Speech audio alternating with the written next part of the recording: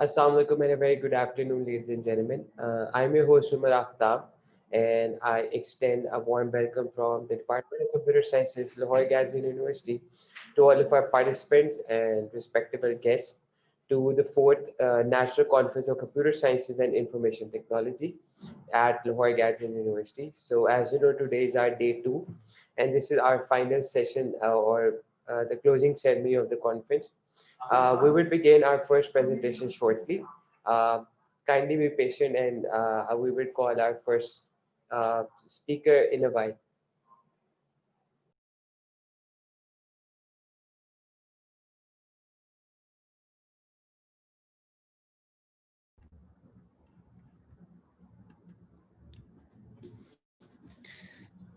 Hello, everyone. Can you hear me clearly? Yes, sir, you're audible. Yeah. Okay. I want to share. So, ladies and gentlemen, let's begin this session by calling our first speaker. He is Dr. Muhammad Ahmed. Let me give a brief introduction. So, Dr. Ahmed is a senior lecturer at University of Tunisian on Malaysia, and along with an industrial research associate at University of Durban, UK. So he has recently received his PhD in information technology from University of Tunis and on Malaysia, and he did his master's degree in computer sciences from City University of Science and Information Technology, Pakistan. He has worked for 2 years in as a data scientist, and he is currently working on research related on big data processing and big data analytics. His fields of interest are data sciences, deep learning, and computer programming. Sir, we're very privileged to have you here today with us, and you can begin your session. Over to you, sir. Thank you so much. Thank you so much for the introduction.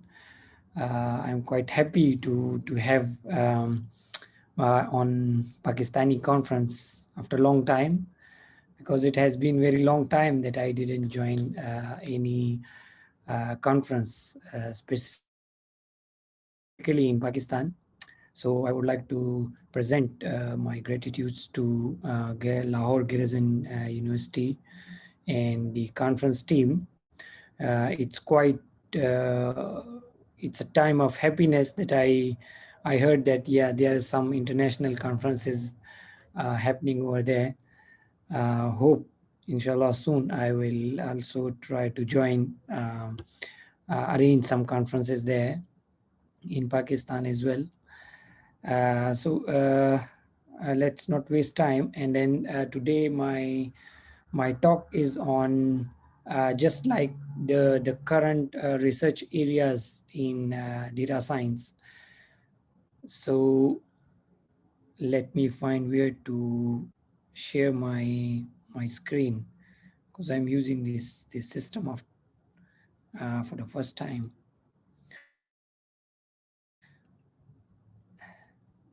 Are you hearing me? It's my voice clear? Yes, sir, you're completely audible. Okay.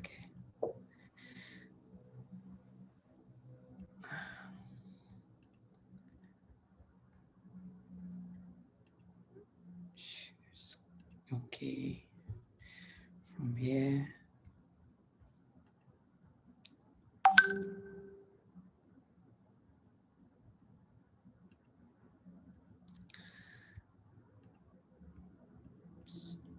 Mm,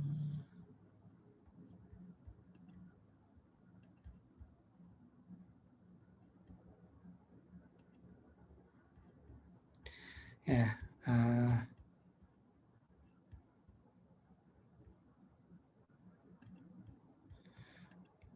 uh, can anyone see my slides? It's coming up on the screen. Sir, it's not visible. Oh, okay. Uh, okay, with me it's coming on the screen.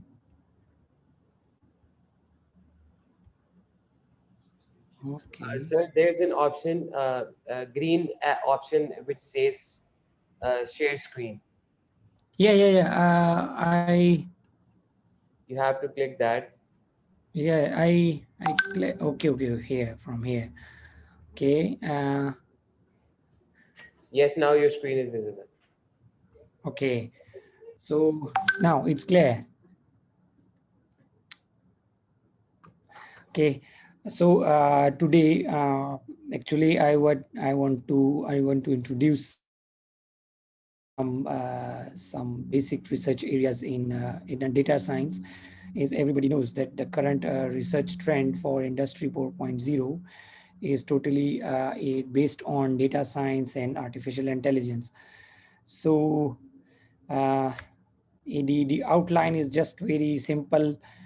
We will go through some data science history, and then what actually data science is and what are the expertise that makes us data scientist.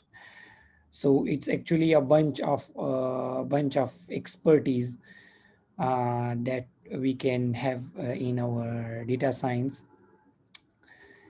uh, in a For a brief history, the data science actually started, the idea started from 1962 until 2011. From time to time, people were people and researchers were talking about data science, but it was not matured is it the current time. After 2011, it's like it took a little bit acceleration in the field of data science, especially in computer science. People are learning about the data, and then they are switching towards they are applying some machine learning algorithms, and then going to towards the modern data science. So in data science, actually it's a quite vast field, and basically a lot of people are talking about data sciences. I have been in a few conferences and meetings here in UK and in Malaysia as well. So the people are all talking about data science, and most of them big data and data science, it's a word on every mouth. Everyone is want to learn about data science, but actually that's why it's very difficult to make categories of it. But if we go for opportunities, yeah, data science have a lot of opportunities, because at the current time, each and every research areas, even it's not in only in computer science, like even with mechanical, with electrical, with electronics, mechatronics, even the managements, they are working with this data nowadays. So anyone who's involved data in his research, of course he has to know a bit about data science. So in actually, what is data science in a simple words? It's like we can say that it's a bunch of algorithms and tools and principles that like user defined algorithms or user defined patterns. So that's all. If we take them all into this account, all over the processing of data, wherever the data processing, it's come in a data science, but with a one particular word that is called unstructured or raw. So the data that normal machine learning or artificial intelligence algorithms cannot process. Because if we want to have some processing over a data or analyze some data that is in a specific format, like it's a JSON or CSV or XML, so there's a predefined data type. We know that how which attribute is on which place and what we are looking for. So if we talk about that one, so that comes under machine learning or AI. But if we talk about data science, nobody knows what the data is. They just only know it's a file.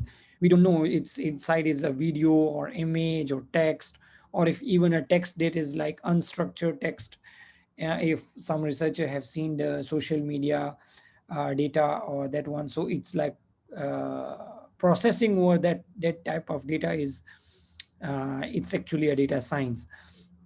But uh, like in data analysis, for data analysis it's important to be a statistician. So why like people are talking about data science, not statistics? So of course, statistics is a part of data science. The applications of statistics are the major points in data science. So actually, in the clear answer or the clear view is statistician know what they are finding, but in data science we don't know what we are searching. We just something that is unknown or unpredictable. Like we have some unstructured data, and then we don't know that what people are talking about, a viral thing inside in a social media. We don't know, but when we process, then we come to know that okay, these are the current trends, or like what this news is viral, based on the analysis of their data, though it's contain images, videos, audios, and some raw text.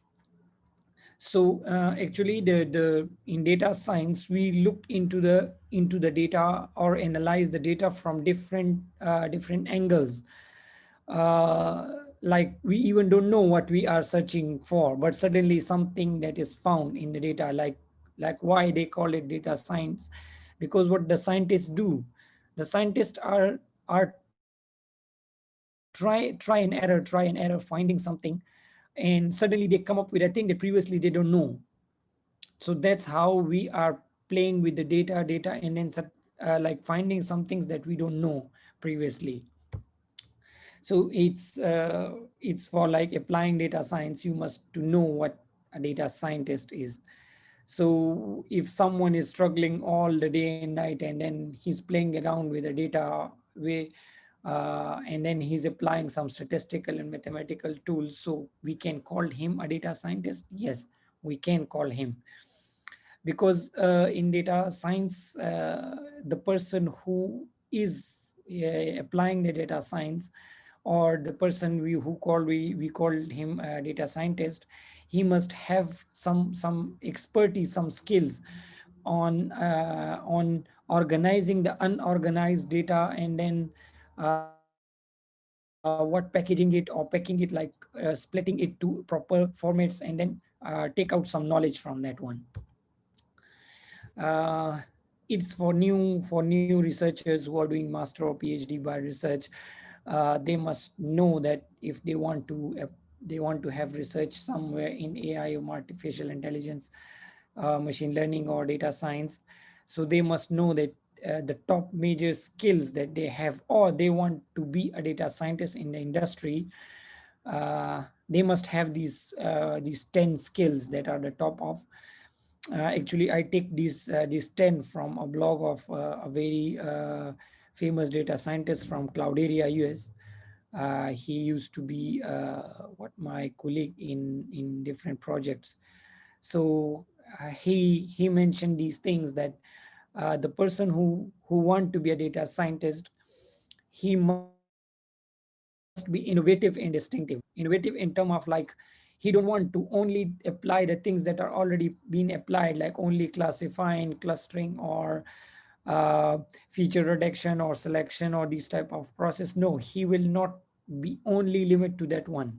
He will be innovative, he will find something more in data. And then the one who know how to construct, or from where he need to take data. And of course, he must have a strong background of data mining techniques, and then operational models, like some prediction, some regression models.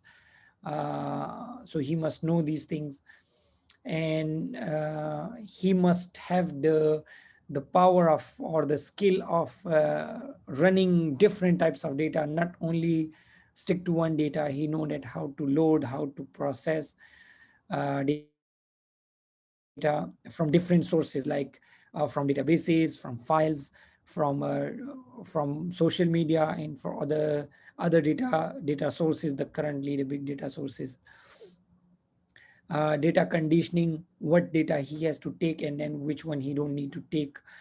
So, and he must be a researcher as well. He must not afraid of the data size, that if you give him a data with a 2 or 3 gib of only text file, and then he was like, oh, that file, even the Microsoft Office or these words, they cannot open even these files. But so he must not be afraid. He can read it using his skills, using any programming or developing tool. And then he must be a creative visualizer. He must present his data in a sense that like it's look like the way that he present the data is like it should be very clear and more easy for people to look into. And then be a team leader, of course, that is the most important one. And then why currently why I'm suggesting data science to the new researchers, because we are having a lot of data. Because previously we used some data sources like SQL or MySQL, some these type of databases. They were the biggest data storage, like some times ago. But currently we don't have the time, or we don't have the space to store the data with a structure format. No, we just throw the data. And then just like if we talk about MongoDB or Lucene or Apache Spark, so just like they don't need tables or structures or relation. You can straight away throw files inside it data. So the data size is increasing with unstructured characteristics. So that's why the data science is important to be in our research these days. Because it's already been long time that the people are working with structured data. Now there is no structured data anymore, because people don't care about the storage now. They have a lot of big storage devices, and then they just throw inside their data. And the size is also increasing, so it's very difficult to process the large size of data using normal tools and techniques previously. uh, these the three major types in data science that we do the analysis is descriptive, predictive, and prescriptive. In descriptive analytics, that is like normal. We know that okay, we are applying in some data and we want to find out something. Suddenly the things that come out, so we know that, oh, what is actually what happens in this data. uh, like it's just repeating the past answer, that oh, it was like what we get. So that's how in descriptive analysis. In predictive analysis, we are trying to predict something, predict the future, like some forecasting algorithms, they are come under predictive analysis. And prescriptive is like the what the prescriptions of the data, they must be like what you want to reduce the answers. Like I have a very big social media file, and then I'm like I don't know what to do with that. I cannot visualize the whole file, or I cannot read the whole file. So I just like take the major point that okay, this file is about this. That's a very short answer. So that's type of analysis. And if we like apply prescriptive analysis, we can know the what the results that are like unknown to us previously. These are the in different domains, because these all are the domains that I have practically applied data science in marketing, social media, automations, healthcare, businesses, travelings. So these are the major domains in which data science is currently.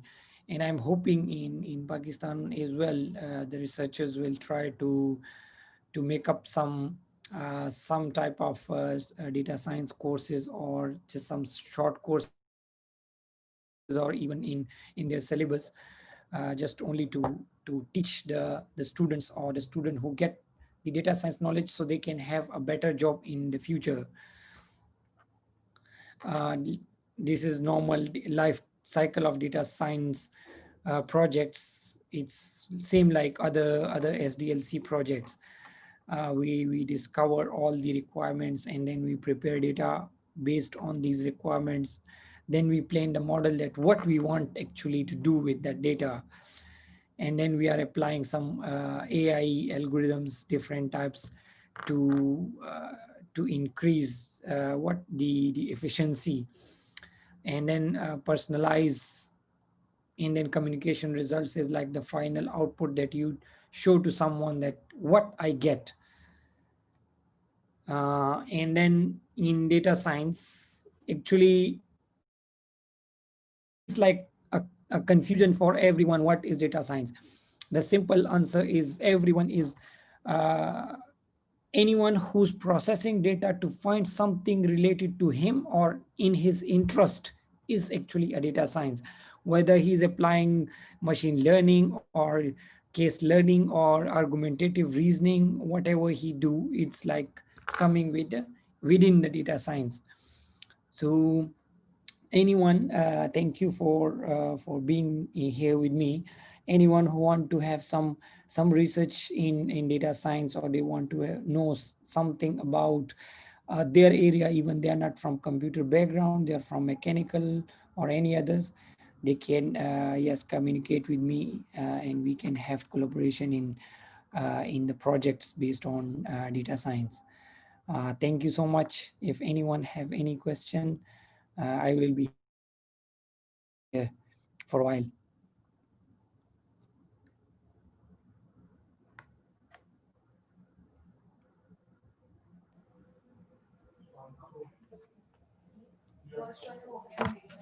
I hope there is no question from the students.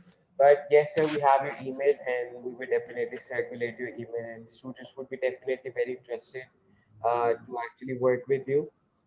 First of all, I would like to extend gratitude for the department that thank you for joining us. And thank you for sharing such valuable insights. Yeah, yeah. Welcome. Thank you. Welcome. Thank you, sir. Thank Uh,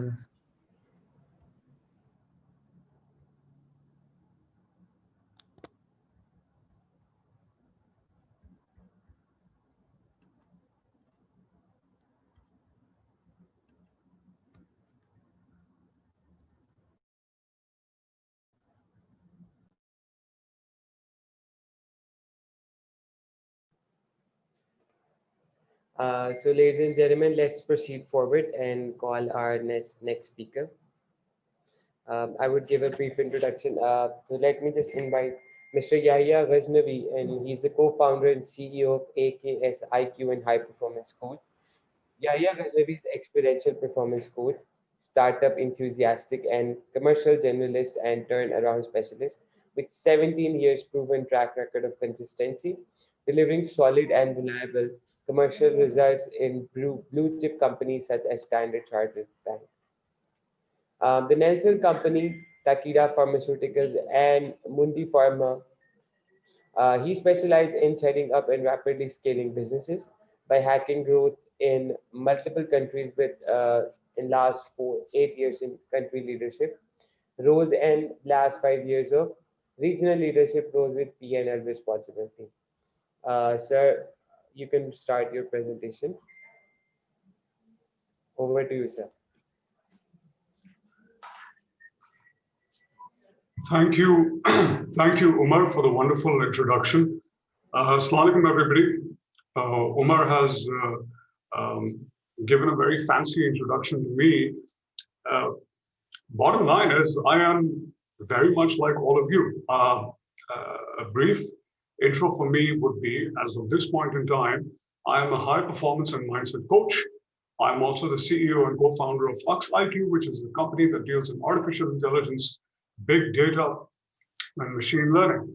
I'm also an athlete. I'm also a father. I'm also a husband. I'm also a son. What I want to talk about today is growth. And not just growth in technology, but growth in all aspects of life. Exponential growth. What does it take for a person to grow exponentially? What exponential means is you don't go from 1 + 1 to 2, you go from 1 to 10, right? Short burst, logarithmic growth. And I'm going to give you some tools that all of you, whether you're a student, a faculty member, an attending guest, a teacher, whoever, all of you can use that, right? So with that said, what I'm going to be sharing with you is the people I train. I work with CEOs, I work with investment bankers, I work with other entrepreneurs, I work with athletes, I work with actors and actresses, I work with regular people, I work with people who have bipolar disorder, I work with people who are stressed, anxious, I work with people with depression, etc. I work with all the entire spectrum of human beings across the world, across genders, across ages, across professions, right? And after doing that, I have understood the human condition and how we as human beings, what motivates us, what drives us, what makes us perform and achieve. Now, with that said, the first thing that I want to start with is that I'm sure all of you have your own stresses and worries, right? If you're a student, you're probably stressed about your fees, you're probably stressed about graduation because the way COVID has affected it. If you're a faculty member, you're probably stressed about, your work life, COVID itself, getting the raise, getting the promotion that you wanted. Everybody has these worries. And at the same time, we have worries and then we have aspirations, things that we want to achieve in life, right?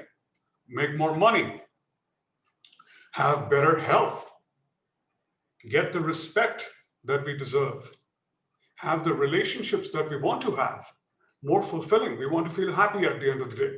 Now, how do you balance the two and continue to grow? The reason why I gave you my introduction was because I do not make the mistake of associating my identity with a job that I do.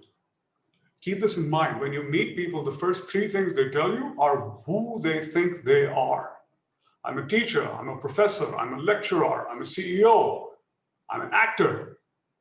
We take things from our lives and we turn them into meaningful ways of describing ourselves. And then we have the feelings associated with them. So today's talk is going to be all about how to manage your mind to get the life you want. First thing, this is a must. You need to get comfortable being uncomfortable. That's right. Everybody talks about comfort zones and everybody talks about breaking comfort zones. Well, there's 5 types of comfort zones that exist. And I teach this to the people that I work with, right? The first comfort zone that everybody likes to brag about and likes to break is physical discomfort, right? The moment you go and you exercise, you're breaking a comfort zone if you're not used to exercising, right? I was overweight. I got out of my comfort zone. I started exercising. Well, that's just one comfort zone. The second one is psychological discomfort. What is psychological discomfort? Psychological discomfort is doing something and thinking a thought that you are unfamiliar with. So if you're a student and you're worried about getting a job, that's the thought that you have the most. A thought that will make you uncomfortable is not just getting a job, but being promoted, getting a raise, getting everything, because you're not used to thinking like that. So doing anything that you are not used to doing is discomfort, is uncomfortable, right? Being in a situation that you've never been in before, that's uncomfortable. The good thing is everything is uncomfortable the first time only. And then it becomes more and more and more comfortable. It becomes easier and easier to do. Third discomfort, emotional discomfort, right? Feeling an emotion that you're not used to feeling. Most of us, most people are used to feeling negative emotions. Fear. What if I lose my job? What if the market shuts down? What if my specialty is not appreciated? What if I don't get the raise? Fear. The second one is anger and sadness and depression. Oh my God, this didn't happen to me. Oh my God, I really wanted this, but it didn't work out. I'm so sad, right? These are emotions. And if you focus, if you think about the emotion that you feel most frequently during a day, that's your default emotion. Now, the good thing is, Emotions are not you. Emotions are conditioning. Emotions are habits. You ever see a person who's a very positive person, and then you have a friend who's a very negative friend? It doesn't matter where you are. You could be sitting with them having dinner in a fancy restaurant, laughing, having a great time, and they will still be negative. They will still tell you that, you know, these good things aren't going to last.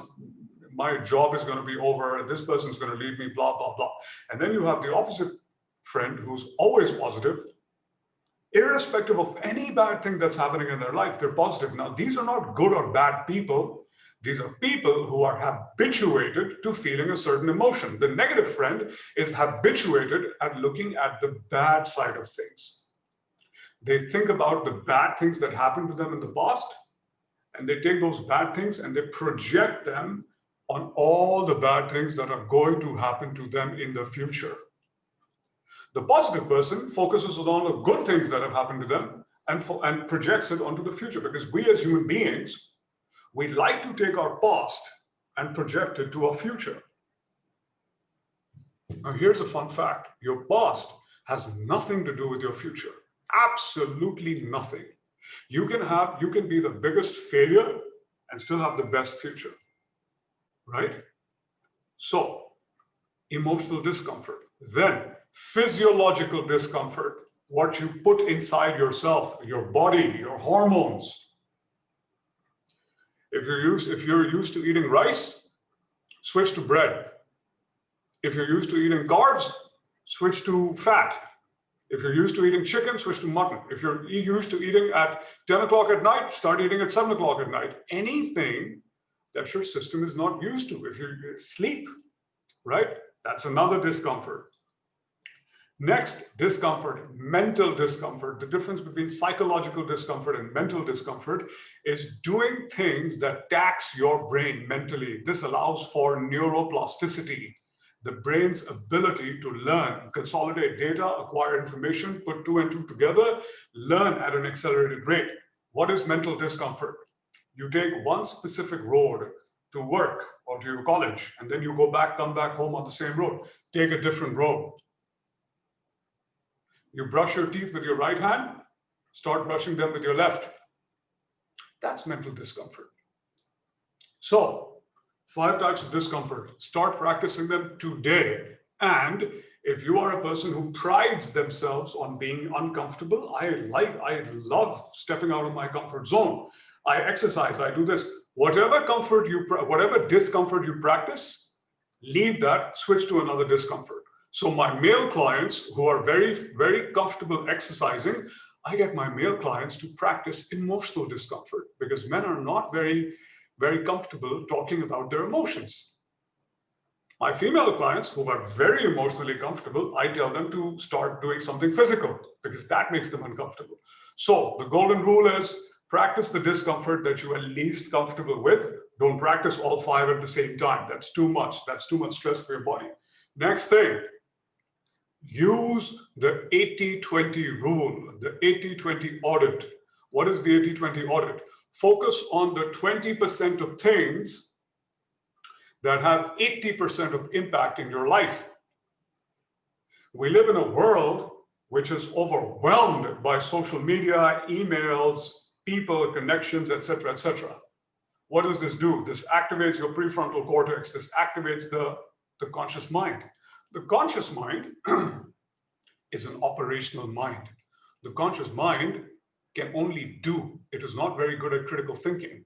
It's the subconscious mind that's good at critical thinking. But all this constant stimuli from the environment, from social media, from connections, keeps stimulating your brain waves, keeping them in high beta frequency. High beta frequency is the conscious mind. The subconscious mind is alpha and theta frequencies, right? Learn to shut down. Learn to quiet the chatter. If you're addicted to social media, quit it. I did it more than 10 years ago, right? You are not a slave to your social media. You control your life. So learn to take control back. That's the number one thing I work with people on, giving people control back of their lives, right? So the 20% of things that have 80% of impact in your life, I practice this. I have practiced this throughout my career. I have built exponentially scaled businesses in a short amount of time, from $1 million to $5 million to 10 million, so on and so forth. I was alone in Pakistan at one of my deployments. I had to set up a business from scratch, manufacturing, registrations, government lobbying, import and export, transfer pricing, all of that. Supply chain, distribution, sales, marketing, HR, finance. I set up the whole business by myself in less than a year. Why? Because I did not answer every email that was coming to me. So I'm going to be teaching you some very unconventional things, because you need to do these things if you are to have any chance of true growth in your life. It doesn't matter if it's your business, it doesn't matter if it's your wealth or your health or your relationships. You need to learn to be the master, not a slave. Someone who responds to their emails, whether they like it or not, or their text messages or their Facebook messages, is a slave, because it's a compulsion to respond. Right? Understand the difference between the neurochemicals that are released. This is constant hit of dopamine that goes off, which is a pleasure chemical in the brain. Third point, if you want to get ahead, and if you want to live a happy life, and if you want growth, learn to master your mind. How do you do that? Your mind is comprised of a couple of things. The first thing, it starts with our beliefs that you hold about yourself. I am a good person. I am good in technology. I am bad with people. I will not be able to make a lot of money. I am ugly. No one will marry me. I am sick. I have bad health. These are all beliefs. These beliefs lead you to thoughts.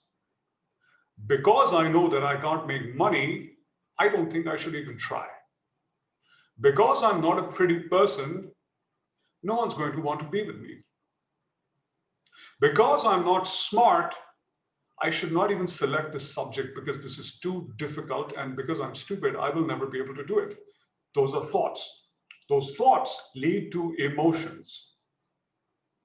I'm ugly, no one's going to marry me, so I shouldn't even try hard, which makes you feel sad. I'm stupid, I can't do well in life, so I shouldn't even try, which makes you feel fearful. I won't get good things, right?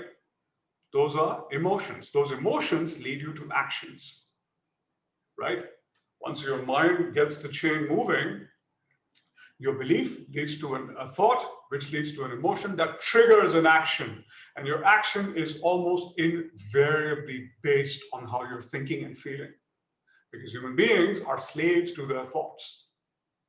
I shouldn't even try, and you don't try. What is the result? You don't get in. You don't do well. You don't get the job that you wanted, that you dreamt of. You don't do it. And the result goes back and strengthens the belief. See, I knew I wasn't going to do well. See, I knew I couldn't make more money. See, I knew that, I don't deserve a relationship. This is the 5-point chain of the human conscious mind, right? All 5 of these are in your control. All 5 of these work on a default setting, and they don't work on the principles of pleasure and pain. They work on the principles of familiarity. The people who give us beliefs, the first people in the world who give us beliefs about ourselves are our parents. Your mother and your father, or your grandparents or your teachers, people in positions of authority. Aslam, you're not very good at math. Aslam, tum to math mein, you're useless. Aslam grows up thinking he's horrible in math. Somebody's mother, Fatma, you don't have very good color. Your skin color is dark. And you better do something about it. Otherwise, no one's going to want to be with you. Fatma grows up with a complexion complex. This is how belief works. Our parents are the first ones to say it to us. And then when our parents go away, we tell it to ourselves for the rest of our lives. Now, belief can be good or bad. My parents gave me 2 very powerful beliefs. One was very good, one was very bad. My father. The good belief that he gave me was, Yahya, you can do whatever you want in life. You can learn whatever skill you want. Everything is easy to do as long as you put in the work. Now, this is a very powerful belief. It allowed me to do everything. Health, wealth, relationships, physique, sports, businesses, making money, etc., etc. The bad belief that my father gave me was, Yahya, and these are the words he used, money doesn't grow on trees. Money is hard to earn. I made a lot of money twice and I lost it. I sabotaged it. Because my belief was, Yahya, you don't deserve to earn this money. How the hell did you earn this money? And when that happens, when we don't truly believe something, even if we have the success, we lose it. That's why majority of people who lose weight and they become skinny, they balloon back up, they get fat because they got the result, but the belief was not in place. That's why majority of people, everyone who wins the lottery does not stay rich. They blow that money because they never expected to win the lottery and they lose it. Fix the belief and the result will fix itself. Next thing, and you can train all of this. It takes 3-4 weeks maximum, right? Your default emotion, your default thought, your default belief. Next thing, control your perspective. You are the one who gets to decide what the story of your life is going to be. Are you a victim because someone treated you badly? Or are you a hero because you overcame diversity and travesty, right? You control your perspective because perspective, my friends, is also a habit. It's conditioning.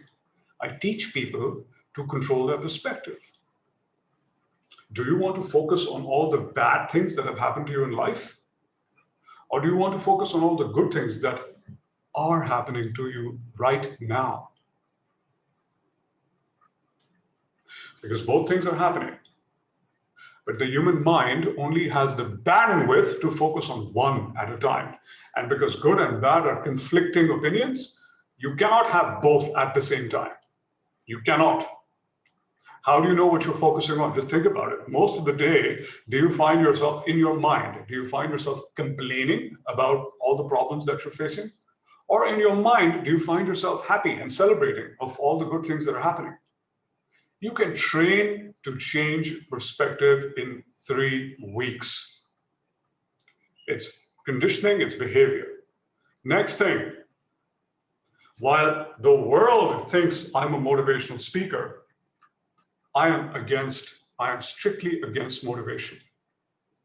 Don't rely on motivation, don't rely on inspiration, don't rely on those bursts that you have. Oh my God, I'm going to start a business. I'm going to lose the weight. Bas decide kar liya. That's it. Ab to yahi karna hai. That's 2 minutes. That's 2 minutes. It's going to go away, right? Focus only on habits. That is how you achieve in life. You do not achieve because one fine day you had an idea and all of a sudden you execute it and you became rich and famous and popular and happy. It doesn't work like that. People think ideas are invaluable. Ideas are a dime a dozen. Every person on the street has an idea. It's not the inspiration of the idea that gives you success. It is the execution. Every single day, day in and day out, like clockwork. That is how you become successful. That is how you grow exponentially. That is how you achieve, right? So, don't rely on motivation. Don't say, okay, I'm going to do this when I'm motivated. I'm not motivated to do this right now. You do it anyway because it needs to be done. Pick one small habit and work on it. In 3 weeks, it's part of who you are. You don't need to use willpower. You don't need to use courage and strength. You don't need to tap into something very deep. A habit is very easy to form. Just do something for 3 weeks and it's part of who you are, right? Don't rely on motivation. I have used everything in my life I have achieved based on habit. And by the way, for those of you who are listening to me right now, don't make the mistake of coming up with reasons and excuses why you can't be like me, because that's a very popular reason people do. When something makes people uncomfortable, they create distance between themselves and the person they're speaking to.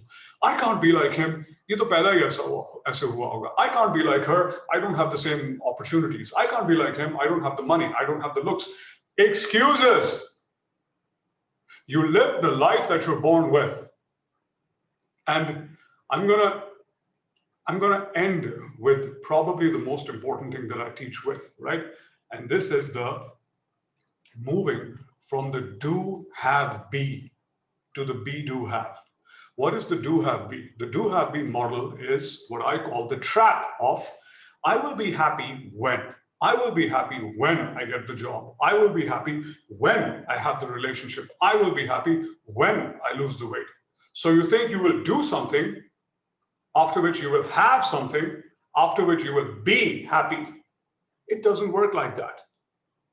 You have to be happy now and content. And in that emotion, you have to do what you need to do to have what you want. So if you want to make a lot of money, be happy now and work towards this, because the working is what makes the magic happen. Now, the working can be pain or suffering. The difference between pain and suffering is pain happens once, suffering can go on for decades.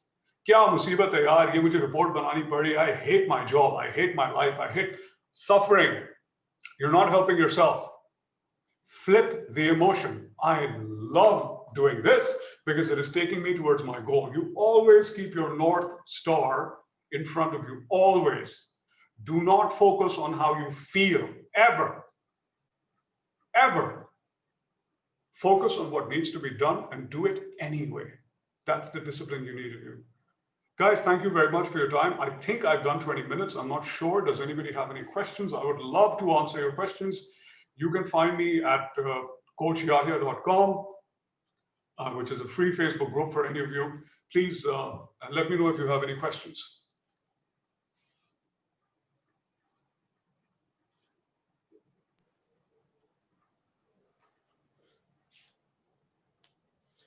I guess there are not questions, but what we would actually do, we would circulate your email to the students. And I guess we have a question. Hamza, आप अपना mic unmute करके पूछ सकते हैं question. We have a question. Yes, we have 2 questions now. जिस जिनका question है, they can unmute their mic and ask their question.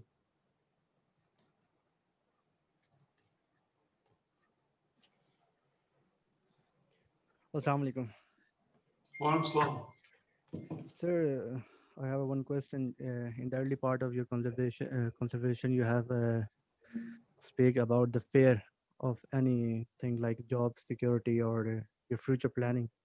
So I just want to ask that how will you differentiate between the fear of something or the future planning of something? Like if someone is going to start a company, he have to do a research. He have to do research about the future, about his profit, everything related to his business. But how will you differentiate what's the midline between the fear and the future planning? Okay, so the future planning ends. It is a very simple question. The future planning ends at your contingency plan. What is a contingency plan? Your contingency plan is if plan A doesn't work, we will resort to plan B. Because hame year-end ka target meet karna hai. This is the sales target, this is the top line target, this is the bottom line target. I have to meet these targets because I have to pay back investors, generate shares, pay back the loan, whatever, right? Fear is, what if this doesn't happen? Fear is, what if my product is a failure? Fear is, what if this person is unfaithful to me, right? Now, the best advice I can give you, which is what I practice, and I've been practicing ever since I've been working in the startup space, and I've been working in startups for about 10 years, right? Is what they practice in Silicon Valley, which is the Stoic philosophy. The Stoic philosophy and the Stoic mentality of being is, whatever challenges that Hamza has to face, whatever challenges that Hamza will face this year, Hamza is good enough to tackle them right now. You don't need to learn a skill. You don't need to do preparation. You don't need to do anything. If the challenge happens, you will tackle it. Because Hamza, I used to be like this when I was, when I was the regional president. I had multiple countries reporting into me. I used to spend more time thinking of what if this doesn't happen, and less time doing the regular things that needed to be done. जब तुम problem से ज्यादा problem को ठीक करने पे time अभी लगा दोगे, whether the problem happens. So all of you are tech students, right? So you know what probability is, right? If there is a 50% chance of something happening, spend 50% of time, understand, prepare, and move on. Do not spend more than 50. What we do as human beings is we spend more than 50% of our time worrying about things which have less than 50% probability of happening. It's an ineffective mechanism. Also, what I teach my CEO and entrepreneur clients is, this is how the human brain works. A human being would rather spend time, energy, and money to save himself from losing 10%, then spend the same time, energy, and money on earning 10%. If you have 100 rupees, you will spend more time in trying to save 10 rupees and less time in trying to earn 10 rupees. This is a defense mechanism. It comes from the limbic brain. Why? Because when we were cavemen living in caves and attacked by animals, etc., we needed to save food. So saving food for one day was important. Otherwise, we would starve and die. But making food and finding food for one more day did not mean that we would live one more day, right?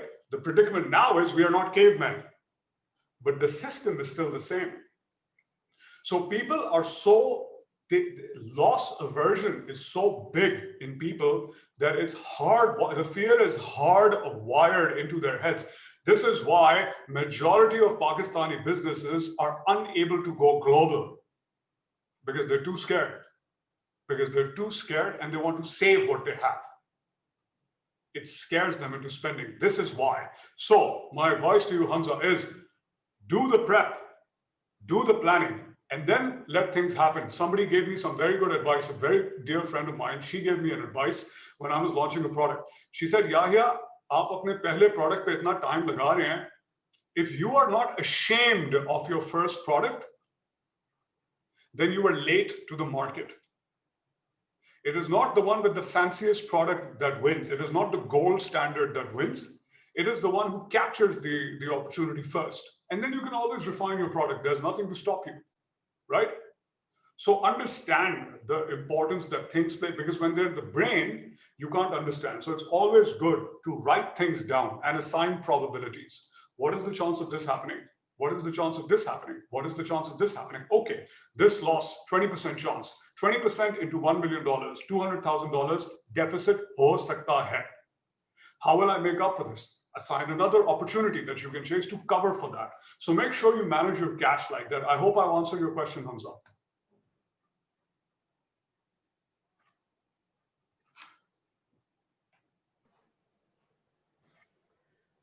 If anyone have another question, you're free to ask.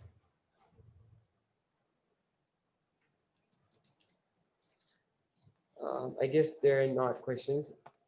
Okay, first of all, I would like to extend a gratitude from the university and the Department of Computer Sciences for actually, taking time from your busy schedule and delivering your talk. And I must say, you have actually, you're very inspiring. Actually, you were actually pretty much awaited by the students, and they actually really needed to hear you. And we will circulate your email to the students so that they can personally contact you and, have their queries and questions answered. And thank you for actually, just spreading positive and inspirational vibes in the virtual space. And it was really inspiring and motivating. And obviously, you actually made it sure that the execution is pretty important, not just the planning, the execution. So I would not actually I wouldn't say that the you actually motivated people, but I would definitely say that you would actually make them think again that they would actually need to execute something. So it's a really honor to have you today with us, and I think the student would have find your conversation pretty fruitful. So thank you so much. Thank you.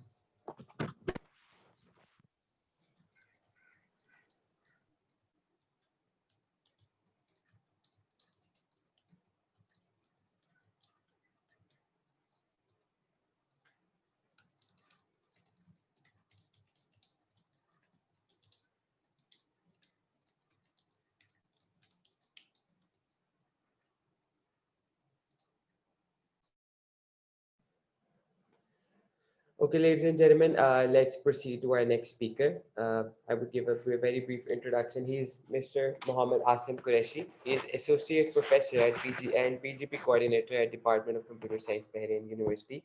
He has a list of number of very great publications at international impact factor journals and conferences in his profile. So actually, we're very honored to have him today with us, and I hope you can actually learn from him. Dr. Asim, you're free to start your presentation. So it's over to you, sir.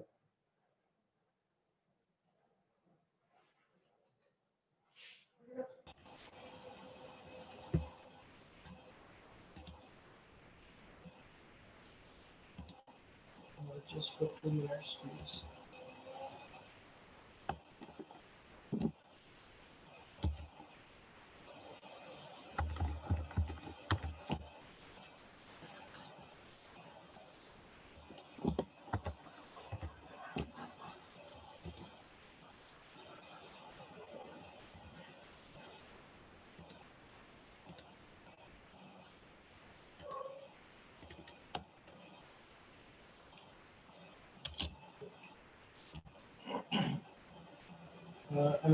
Am I audible? Yes, sir, you're audible. Bismillahirrahmanirrahim. My name is Dr. Muhammad Asim Qureshi. I'm basically from Lahore. So my layout of the presentation that I decided was initially I will be discussing my profile a little bit, and then the part one would be the sad facts about the COVID, some history, then what precaution we should be taking. And the second part would be hope that is the main part of my presentation here. There will be few simulations that will be representing how we should, how the precautions that we are taking or not taking are going to affect our lives. I belong to Lahore and I love it because it is a city of gardens and food. Those who know me, they know that I love food. I did my master's from Punjab University in 1998. Then my MS is from LUMS and my PhD is from UTP Malaysia. Uh, coronavirus is basically जिसे हम आजकल Covid कहते हैं. So COVID is basically coronavirus disease.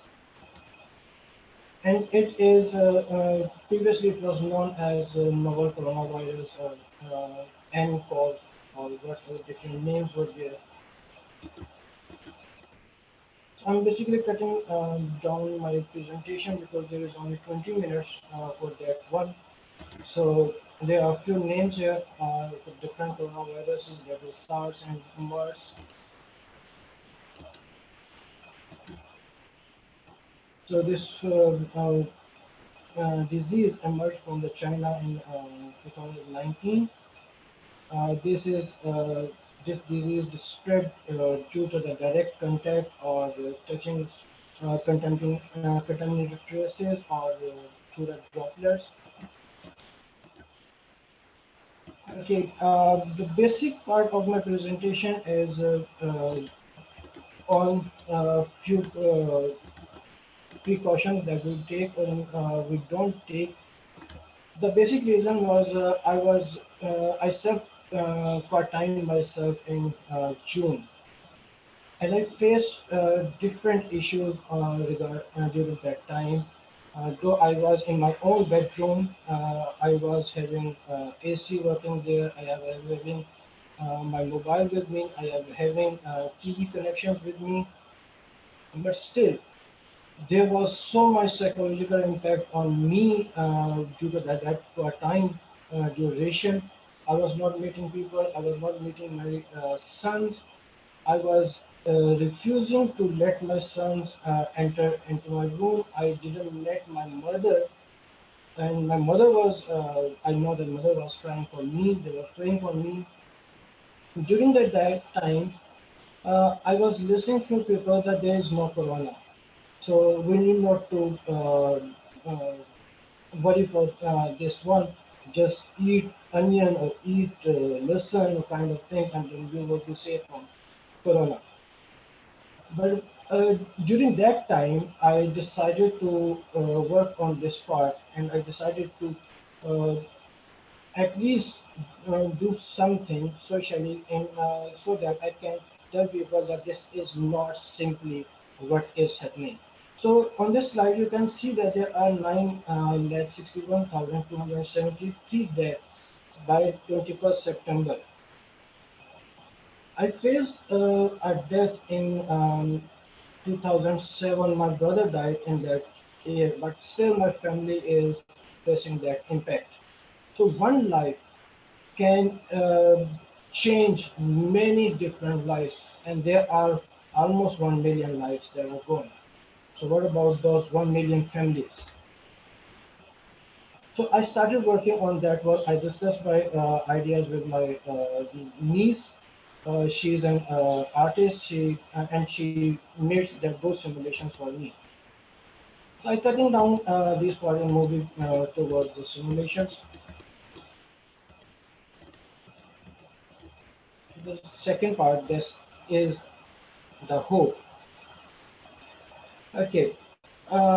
Basically, we belongs to a nation where we love to meet, we will love to gather. Food is one point where we always agree together. Whether we are happy or we're sad, we will gather and we will enjoy different things. Okay, so we meet, we shake hands, we hug tightly, and we hug very, very tightly. Okay, we let's take an example of university. Everyone has is studying in the university or have studied in the university. Whenever the students meet, they meet like that they have never met or they will never meet again. It's just a gap of 6 hours, and they will be hugging each other and they will be shaking hands. So we are the nation that need more motivation to follow the precautionary measures. So this presentation is more on the social impact than the technology, so that if even one person accepts and learns from these animations, so it would be good for me, and that would be the reward for me. So let's suppose this is basically the carom. There are few pieces, and then there is a striker. Then you will be watching few different colors changing in these pieces and the striker. The white color of the striker means that someone coming from outside into some community, that is this green part, that he is not infected. And the green community means that the people are who are sitting together or who are in contact with each other are not infected. So if a person coming from outside is not infecting, it is not going to infect the other people.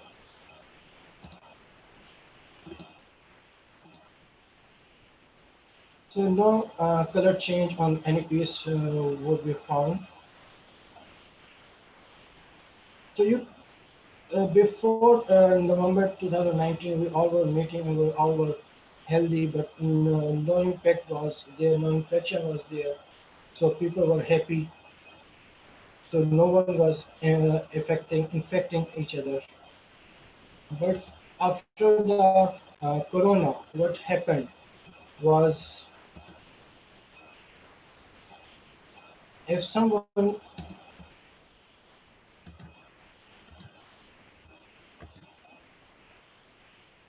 infected is coming out into some community, it is going to infect the others. So in slow motion, you can see that whoever is being touched by this one or the infected one is going to be infected.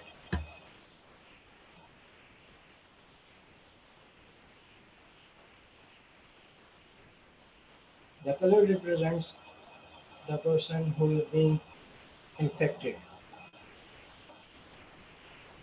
So if you are not taking precautions, that are listed on the left side. So that means the whole community is going to be infected with this one, and we will be facing more and more losses.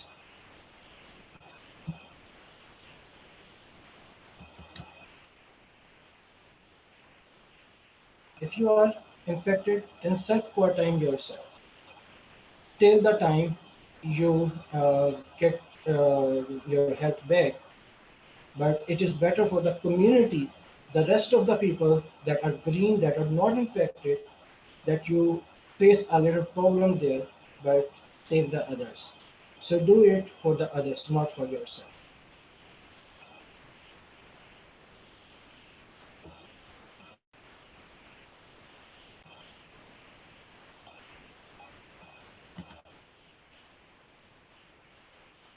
So there was a people were lots of people were against lockdown, but there is a lot of advantage of the lockdown.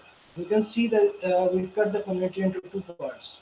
If one community is getting infected, but the other community is not infected, so if we uh, increase this lockdown and cut more community into more places, then uh, as many cuts would be there, there will be as many safety for the communities, and then it will be good for everyone. So there you can see there are four new pieces. These four pieces are with the white uh, circle around this one. So these are the people who are habitual of sanitization. They do sanitize, they wash their hands, they clean their surroundings according to the WHO standards. So what will happen if they get infected? They will recover soon. But those who are not habitual of sanitization, they will not be recovered and they will face the uh, uh, extreme of the disease.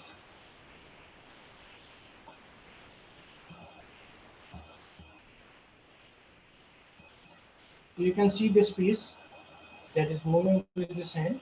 So you can see it is getting infected. But due to the habit of sanitization, so it recovered very soon.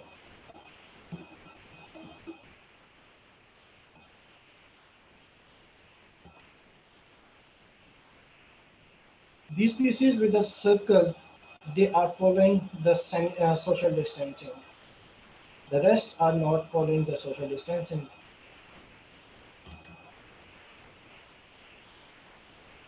We can see these pieces got infected and they are bearing the extreme of this disease. But these people are safe because they are following the social distancing rules. They are not shaking hands, they are not uh, uh, hugging each other, they are maintaining the 6 feet distance, so they are safe.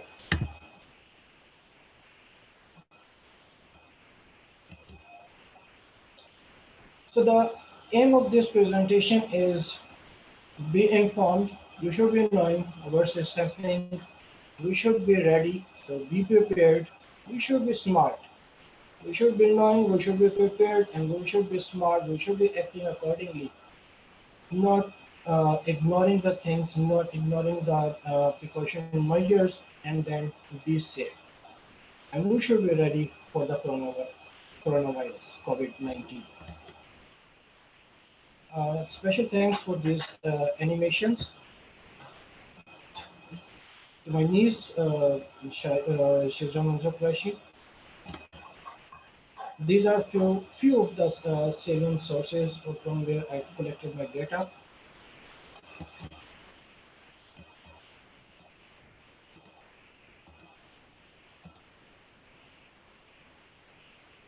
And that is the end of my today's session presentation.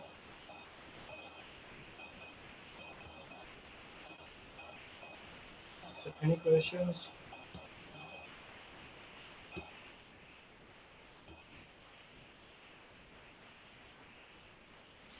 Thank you so much, sir, for sharing your valuable insights with us. And it's really a pleasure to have you here today with us. Thank you so much.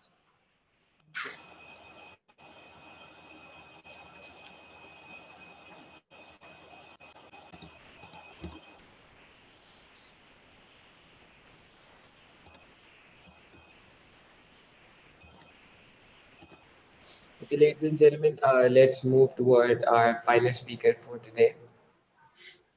Let me give a very brief introduction. So, for our final speaker, we have Mr. Gabriel A. Ognumola. He's actually assistant professor at Faculty of Management, Sharda University, Uzbekistan. Dr. Gabriel is an assistant professor at the Department of Marketing, School of Business Studio, Sharda University, India. He is also a visiting professor at Sharda University, Uzbekistan.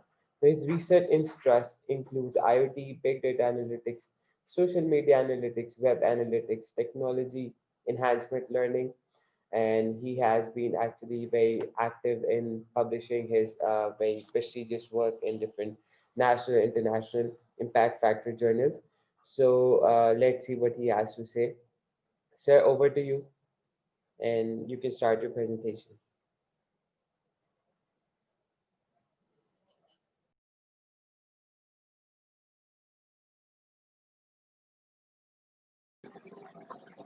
Hello, thank you for having me here. Can you hear me? Hello?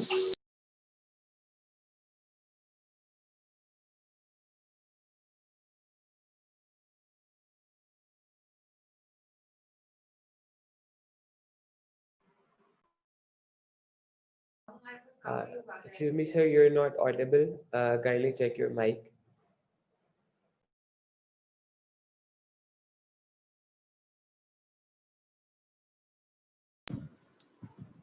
Can you hear me now? Yes, sir, you're completely audible. Kindly go on with the presentation. Thank you. Okay, thank you very much. So I'll just share the slides.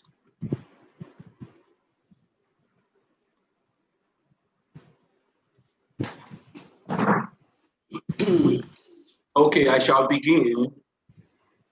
First of all, I would like to thank the management for giving me this opportunity to be a keynote speaker at this prestigious national conference of computer science and information technology.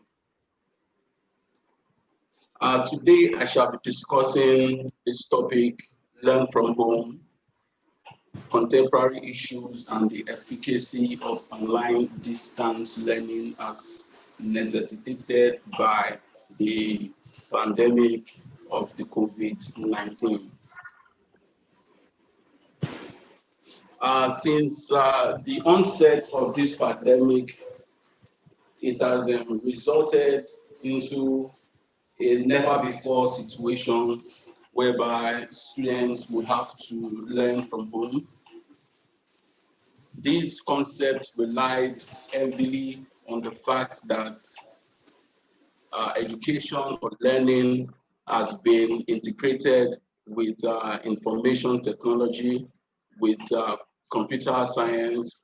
Otherwise, this concept would not have been possible. Now, given the little warning before the lockdown and the enforcement of learn from home, it resulted to the scrambling of university management, the faculty themselves. Everybody was scrambling to know which tool is suitable for online distance learning. They wanted to know the softwares that can be used to ensure that the classroom experience is replicated in the online experience. And also given the fact that majority of the teachers did not have this experience of teaching online, it resulted in some glitches in the onset of this learn from home. is where I got my inspirations from to talk about this topic and see how the issues that have arisen have been solved, and any other thing that we can learn from this experience. The abstract is visible to us, so I will not go through that anymore. So since the onset of this spread, the public life has been restricted. Only those who are, in the medical field or are directly related to the pandemic were allowed to move.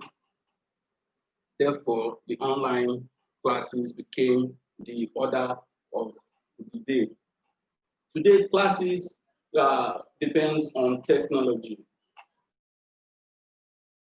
Software that is being used, the computer that everyone else is seeing me through, came about as a result of technology-enhanced education.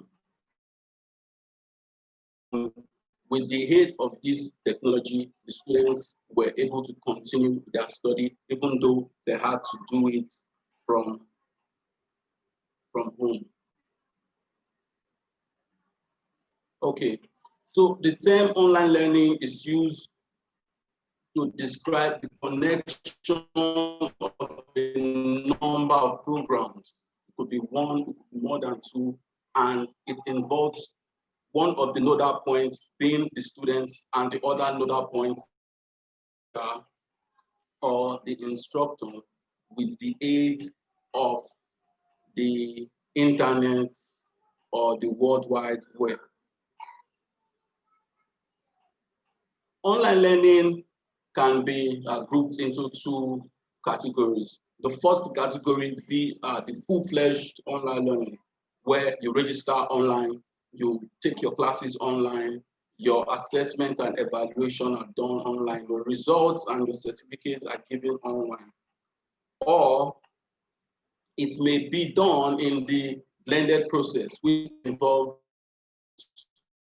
the offline and the offline parts or aspects.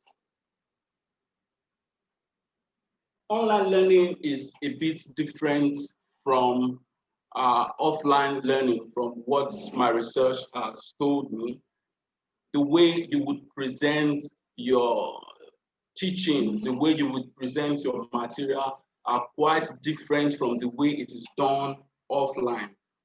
The content of your materials are quite different because in the online settings, it has been discovered that there is a short span of attention. Therefore, it is best to maximize your materials in different formats so that students will be able to follow the format that they are used to or the format that they prefer. For example, it could be in slides, PPT, it could be in form of a video, it could be form of a cartoon drawing or whatever it is. Delivering an effective online class is first have a well-designed content that is catchy and able to engage the students. The next important point is effective communication of the instructor and the learner. One of the characteristics of online learning is the limited scope for two-way discussion. Therefore, the learner and the instructor have to create time that for interaction, which might go beyond just is being taught. He has to maintain some kind of cordial relationship, even online. Now, the next point the instructor needs to know is that he needs to be fully prepared and supported in the sense that he does not rely on himself only to speak and teach the students directly.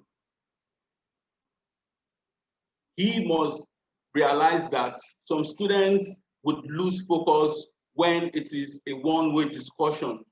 Therefore, there have to be intervals where the students are able to watch videos, the students are able to, see PPTs and probably even learn from other teachers. Now, the next thing the instructor has to do is to accept the online learning community. It is very different from the offline. In the online learning, you can expect that your students are probably lying down on the bed and using their phone, or probably they are in their friend's house, the friends are just sitting down beside them, and they just have to attend the class from anywhere. The teacher has to be versatile enough to understand that the distractions in this type of scenario has increased tremendously. So he has to make sure that he mentions the student's name. He has to ask them questions directly. I can see somebody raising up their hands, but perhaps later. Then the final point is the instructor has to be abreast with the rapidly improving technology. Initially, we were all hearing about Zoom when online classes started, and suddenly we started hearing about WebEx, and there was MS Team, etc., and etc. It is the function of the instructor to keep abreast and make sure the students are also informed on the latest development in the online learning scenario. It is important that we have this discussion because if you look at the graph on your screen, you will see that at this point in time, there are over 1.3 billion students who attend classes online. Therefore, the teachers have to make sure that this period, the students are able to learn and acquire knowledge, and it's not just a time pass thing, because a lot or a high population of students are depending on us, the instructor. I have talked about the objective of this research earlier. We just wanted to compare how the online classes and the offline classes differs, the contemporary issues, the opportunities and the challenges that have cropped up in this scenario of teaching. It has its challenges, no doubt, especially being the fact that before now, very few teachers have experience with teaching students online. And even though we assume that this situation has arisen because of COVID-19, it is important to know that online classes from now on will continue forever. In fact, a lot of top universities have now made online classes a part of their education delivery system. If you go online, you will see most of the top schools offering one online course or the other. And with the onset of the 5G, 5th generation of internet connection, we can expect that education is going to experience a paradigm shift from the traditional system to the new system. Initially, let me compare this. In the traditional system, a course would take probably 12 to 13 weeks. But with the aid of enhanced learning, using videos, PPT, speech preparations, and other materials, it is now easier to complete this curriculum and develop skills in a shorter time and a more flexible time. So let's talk about the various type of tools that are being used by various institutions. So I will categorize them into three, or we have categorized them into three kind of tools. Those that involve screen sharing and a webcam live session like the one we are using now, Zoom, for instance, YouTube, Skype, Discord. That is one category. And another category is the one that contains the content management system, but does not have a live section. To the Piazza, the Google Classroom. These were already in use before the pandemic came in. So suddenly, because of the pandemic, these systems became outdated simply because they were not offering live video sessions. And then the final category is the offline screen and the sharing tools. This kind of teaching module helps the students and the instructors to exchange materials. For example, we all know that files could be very big. For instance, when I have to send some ebooks to my students, it will be perhaps about 50 MB or maybe 100 MB, and it can't be sent via mail. These are tools that has been listed here: OBS Studio, Flashback Express, so on and so forth, can be used to transfer these kinds of learning materials very easily. So we talked about some of the tools that we have mentioned. These tools are used for delivering educational materials. These tools are used for teaching the students. But how do you assess the students after teaching them? In fact, from my research, I have seen that majority of some of the universities in Southeast Asia, or in Asia as a whole, because that's where I'm based, they have all refrained from conducting online examinations for one reason or the other. This is where there is a gap in knowledge. So I have taken it upon myself to see some of the frequently used assessment tools in the Western world, which are perhaps more technologically advanced. Some of these tools are test invites. The features are well written there. The comparative analysis are on your slide, so I won't need to go through them. Some of them are paid, some of them are free. But we all know that there's no such thing as a free lunch.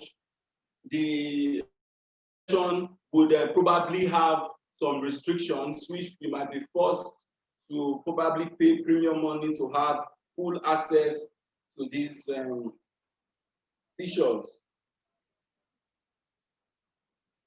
Now, initially, when education was in the normal state, the traditional educational system, you have the classroom, you have the teacher, you have the students. But now there is a new factor or factors. These are your family member. The family member or our parents are very, very important to how effective the students are able to cope with the online studies. For instance, if you have a mom that cannot differentiate the teaching time from domestic time, there will be clashes between both times. So it is important that the parents play more active role in online learning, because now the students are isolated. There is very little interaction between them and other students. So the students or the parents now have to make sure they try to talk with the child and make sure they are fine, make sure that psychologically okay, especially in this pandemic period. The challenges that are available in this system of teaching have been stressed by many research, and I will do further by discuss some of the technical challenges. Poor internet penetration. It goes without saying that we are all facing these issues. Sometimes the students are unable to get good connections, or even when they do, they can't hear what the teacher is talking about, and so on and so forth. So that is a challenge. The next thing is the lack of prior training. One day we just receive a mail, all classes are going to be conducted online on Zoom. Please set up a Zoom profile and start taking lectures. The instructions were this simple. There was no chance for learning. I had to learn how to use Zoom while taking classes. In fact, I'm sure majority of us learned on the job. So this is one of the glitches we faced, especially the older generations of teachers. As we researched and we saw that majority of them were very not comfortable with using computer enhanced education and so forth. So it became an issue. Like I mentioned, online assessments and evaluation.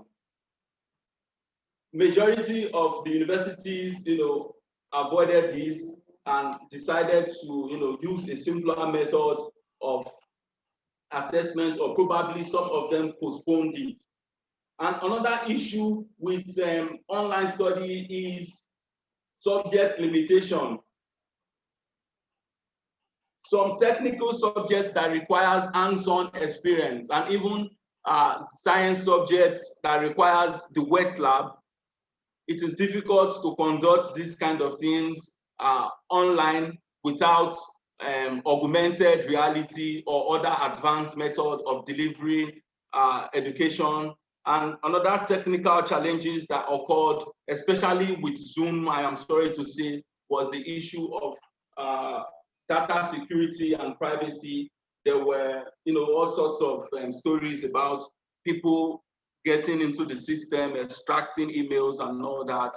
So data security is an important factor or facet of technology enhanced learning that needs to be tackled for a sustainable growth.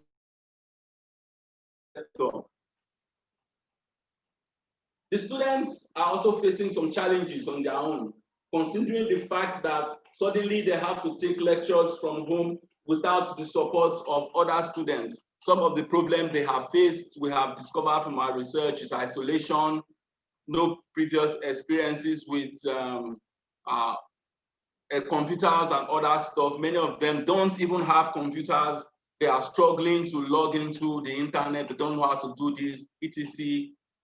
Delayed commencement, it occurred, because the universities or the management were still struggling to come up with modalities for the online classes. Most of the classes did not start on time. Of course, the poor internet is a big issue which only the government can handle. And also free software, of course, is limited. And to get a better access to this software, we have to shell out some money. And finally, lack of proper hardware and classroom feeling. You can't talk to your friends, you can't, community is not available in this kind of education. So this is a simple framework for universities to, have a sustainable and effective online or online classrooms. Depending on the size of the classroom of the university, we have grouped them into 3. The universities who don't have their own learning management system will require a third-party management system. There are a lot of them. most universities, I understand, always customize their own learning management system. Then university who already have a learning management system, but do not have video conferencing, which is majority of this university fall into this category. As a result of this pandemic, everybody started struggling to integrate a live session into their LMS system. And the top category of institutions are those who have LMS that have video integrations like Zoom and so on and so forth. So this is just a sorry simple to cut framework. you at this point. We're actually very short on time. So kindly, can you conclude your topic? Sure. Thank So you so much. online teaching procedures is different from offline. 15 minutes for lecture to 30 minutes is enough. The other time should be spent on interactions with the students, and also the curriculum and monitoring evaluation committee must be on ground to make sure that all teachers are following the scheduled curriculum, because from experience or from research, most teachers will skip this. So from our data analysis, which we have collected with the aid of a questionnaire from over 300 students, we were able to reach some conclusions. And I'll be brief by saying that majority of the students, or more than 50% of the students, are comfortable with online classes. However, for it to be sustainable, they have to involve some other form of activities so that they don't lose interest in the class. So my recommendation, like I've said, is that the teachers should be further trained on how to deliver lectures in the online classes, and the technical issues be solved by the good internet penetration. The government has to join hands with the private sector to make sure that technology enhanced education has come to stay. Thank you very much. Any questions?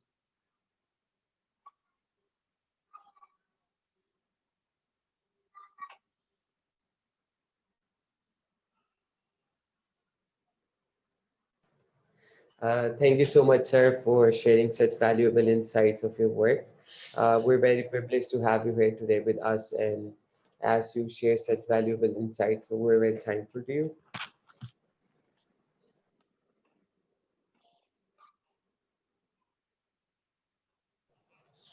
Okay, so moving on further, I would like to conclude this session by inviting our chief guest of this session.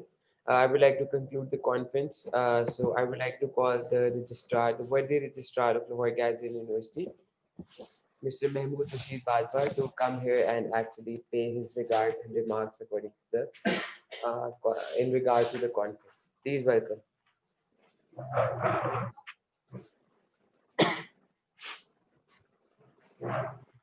Bismillah ar-Rahman ar-Rahim. Can you all hear me? Am I audible? Okay.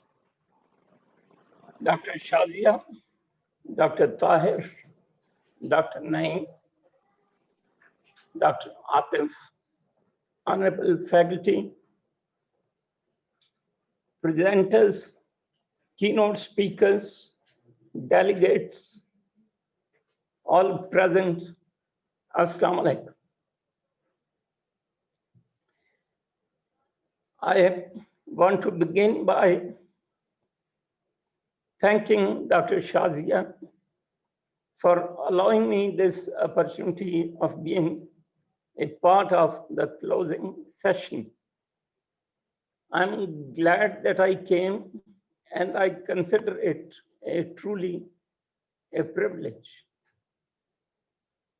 I was able to listen to the last three talks by Dr. Gabriel, Dr. Asim Qureshi, and by Mr. Yahya Ghaznavi. The last two presentations were not just relevant, they were very pertinent in the environment of COVID-19, and there are offers and suggestions how we can overcome the challenges we are facing. I found Yahya's talk very inspiring. He is indeed a motivational speaker.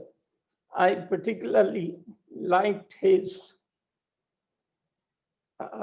be, do, and have thing. If you want to be something, you want to be happy now. Do your hard work, and you will surely have what you intend having. Very simple, but very logical and very convincing.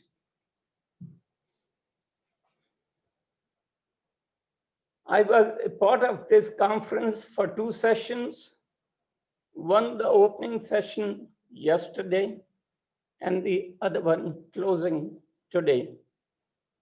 I feel bad to have missed out the conference in the middle, for I personally feel I'm a loser.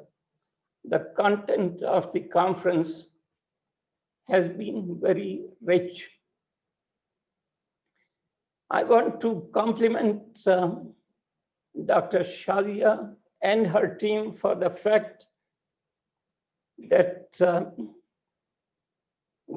that you have stuck to the schedule. Due to Corona, plans have crumbled and what not has happened, but you have stuck to your schedule and held the conference on time. That is creditable. Second, truly commendable is the observation that you call it your 4th national conference, whereas, mashallah, you have international speakers too. So that way, if it is not an international conference, it is a national plus conference. Truly very commendable. Now, I want to refer to what I listened in the opening session yesterday. There were 3 speakers. Dr. Shoaib, who was the chief guest. I incidentally happen to know him for a long time. He is a wizard in the field of computer science. And what he reflected yesterday, I would recount one fact that he highlighted, that businesses have failed, economies have failed, but he showed a list of dozens of such businesses which have not been affected, and they're all computer related, or they had the potential of going online. They used their mind and they came out with innovative means, and their businesses were not affected. So I would want to point out that computer science provides a base for growth and development, immense growth and development in today's environment. I also want to refer to Dr. Saeed's presentation, which was very educative, and that of the Vice Chancellor, in which he pointed out with a lot of assertion and confidence that Pakistan has the potential of generating a $500 billion economy by the year 2030. Knowledge economy he was referring to. But mainly what he pointed out was that our focus should be on entrepreneurship we should convince our scholars that the future lies in providing jobs and not seeking jobs. So this is something which was going on in my mind when I was listening to the speeches in the conference.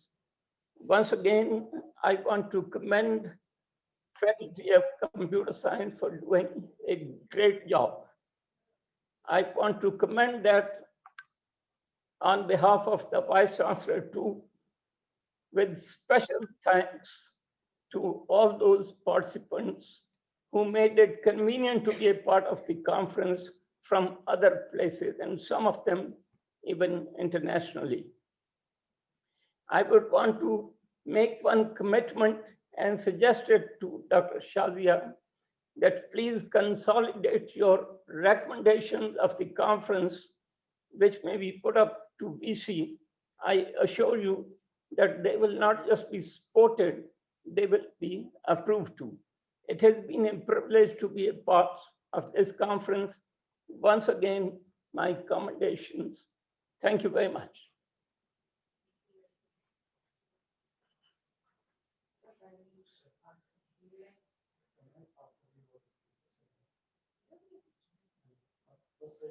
Thank you so much, sir.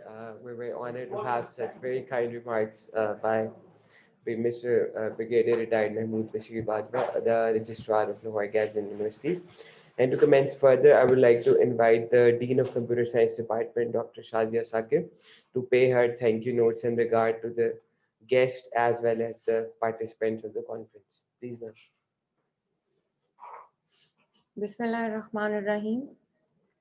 I'm thankful to all the participants. Really grateful to all the speakers who poured in from all over the world, and we had so many abstracts and presentations this time that we had to choose few of them, and only selected could we represent over here. We have maintained our tradition of 2 conferences, one national and one international. We are also grateful to our international friends who joined and honored us. At the end, I would like to thank the departmental audit team, the team who's working on journal and conferences. This time Dr. Irfan was heading. We got equal support from all the departments, but few of the faculty members, Sabrina, Dr. Adam, Aksa, Wakar, Nadeem, Umar, Dr. Irfan, they were working day and night. Abdul Rahman, they were literally day and night working on this conference. Thank you very much. May Allah Pak bless us all infinitely. Ameen. Thank you.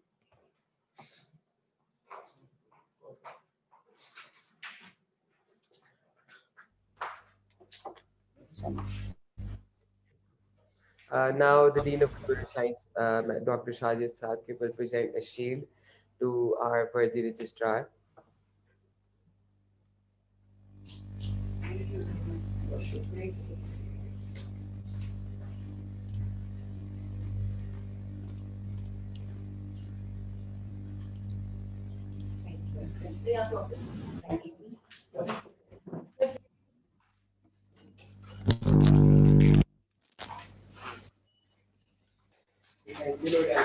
Thank you both for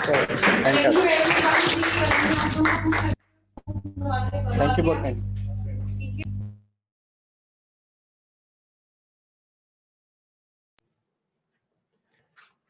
So this was actually the end of our 4th National Conference of Computer Science and Information Technology at Lahore Garrison University, and we're very honored and privileged to, I would like to extend a gratitude and a huge thanks to all of the participants, the speakers, and all of the people who have participated, who attended to the conference. So we're very thankful to you.